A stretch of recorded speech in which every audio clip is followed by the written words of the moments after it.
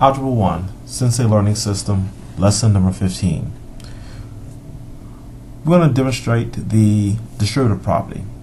We have three terms inside the parenthesis, a x squared, a negative 5x, and a negative 4, with an x on the outside. Distributive property means that x gets multiplied by all terms inside. This is what it really looks like when you write it all out. X times x squared, then we have a plus x times negative 5x, and then we have a plus x times a negative 4. So when we multiply these, we'll have x times x squared, which makes an x cubed. Here we have a positive times a negative, and this gives us negative 5x to the second power with the x's combined. And last, we have a positive times a negative, which gives us a negative 4x. Now we're going to get the same results by simply distributing or just pointing to where we're going to multiply. So a 5x times the x to the second power would be 5x to the third power. A 5x multiplied with a negative 3x would be negative 15 and x to the second power. A positive 5x times a negative 4 would be a negative 20 times x. Okay, here, distributive property. A positive 8x times a negative 1x cubed would be a negative 8 times x to the fourth power. A positive 8x times a positive 3x would be a positive 24 x to the second power. A positive 8x times a negative 5 would be a negative 40 times x. Okay, next. X to the second power times negative 3x to the second power, which is actually 1 times negative 3, which gives us negative 3, x to the fourth power. 1x to the second power times 11x would be 11, and x to the third power.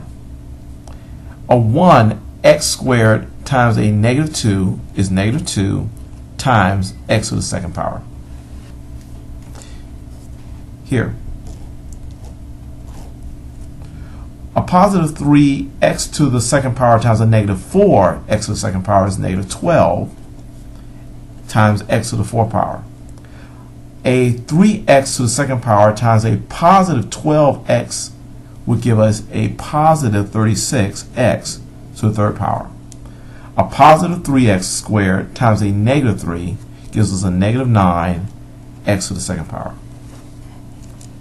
Next, a positive 5x to the second power times a positive 3x to the third power gives us 15 times x to the fifth power. And again, notice how we added the exponents here while multiplying the bases.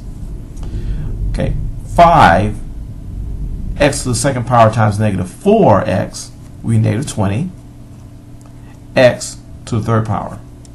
A 5x to the second power times a 2 would be 10 x to the second power. This will be treated as a negative 1 distributed over x to the fourth minus 9x to the third plus 5x minus 1. So a negative 1 times a x to the fourth power is negative x to the fourth power. A negative 1 multiplied with a negative 9 x to the third power would be a positive 9 x to the third power. A negative 1 times a positive 5x would be negative 5 times x. And a negative 1 times negative 1 would be positive 1. Okay, distributing a negative 5. A negative 5 times a negative x to the third power will be a positive 5 x to the third power. A negative 5 times a positive 4 x to the second power will be negative 20 x to the second power. A negative 5 times a positive 5x will be negative 25 times x.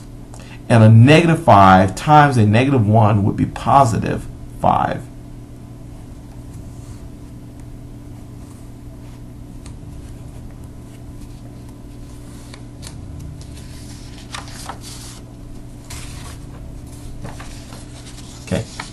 Now let's look at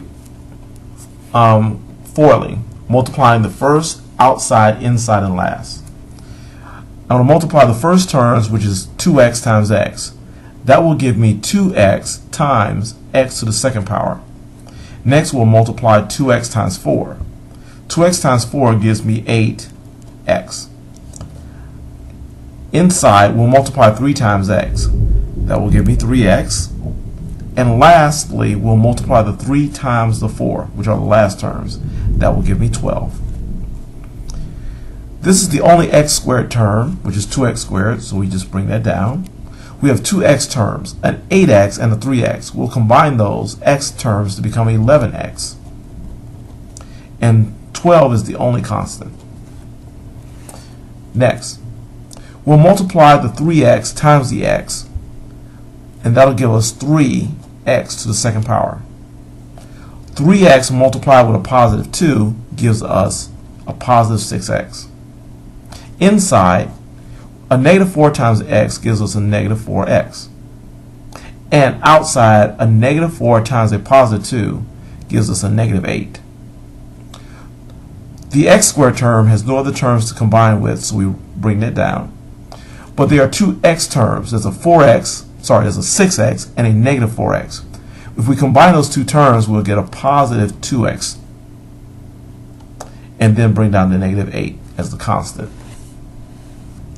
Okay, here, we're going to multiply the first terms, the 5x and the 3x. That will give us 15x to the second power. Then we'll multiply the outside terms, which are the 5x and the negative 2. This will give us negative 10x.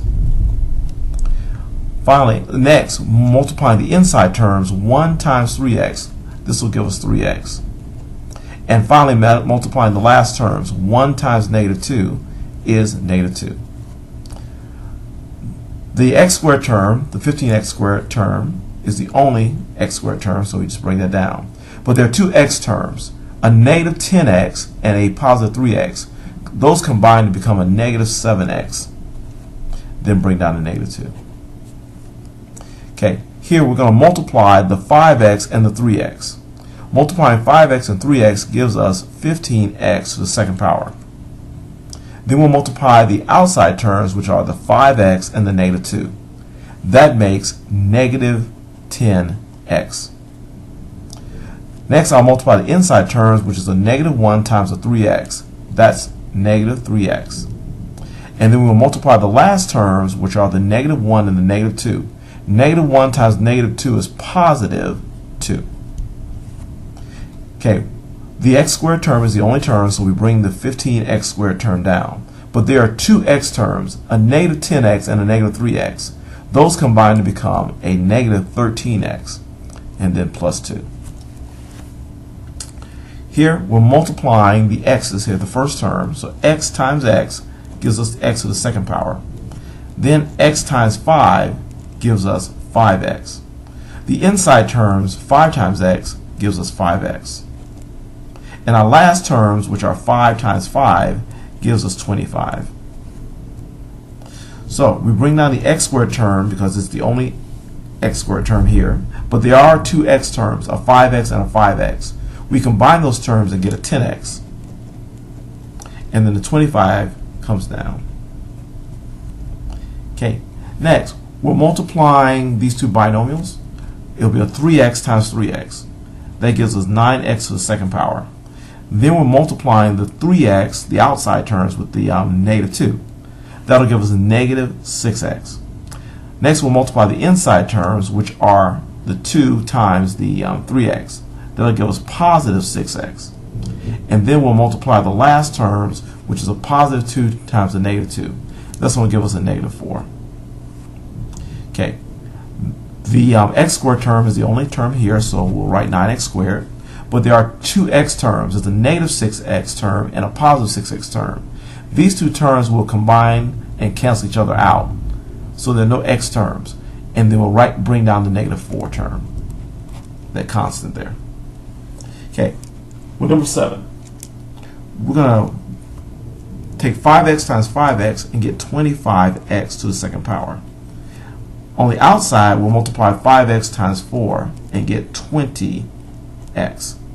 Then we'll multiply the inside terms, the negative 4 times the 5x, that'll give us negative 20x. And multiplying the last terms, the negative 4 times the positive 4, we'll get negative 16. The x squared term does not combine with any other terms, but I have two x terms, a 20x and a negative 20x. These two will combine and become 0, or cancel each other out, leaving only the negative 16. Here we're multiplying our 2x times our 2x, which are our first terms. That will give us 4x to the second power. Then we'll multiply our outside terms, which are the 2x times the negative 5. That will give us negative 10x. Multiplying the inside terms, 5 times the 2x, that'll give us a positive 10x. And multiplying our last terms, positive 5 times negative 5 gives us negative 25. The 4x comes down, the 4x squared comes down, so that's the only x squared term. But there are two x terms, there's a negative 10x and a positive 10x. These two terms combine and cancel, leaving only the negative 25. Let's bring that down.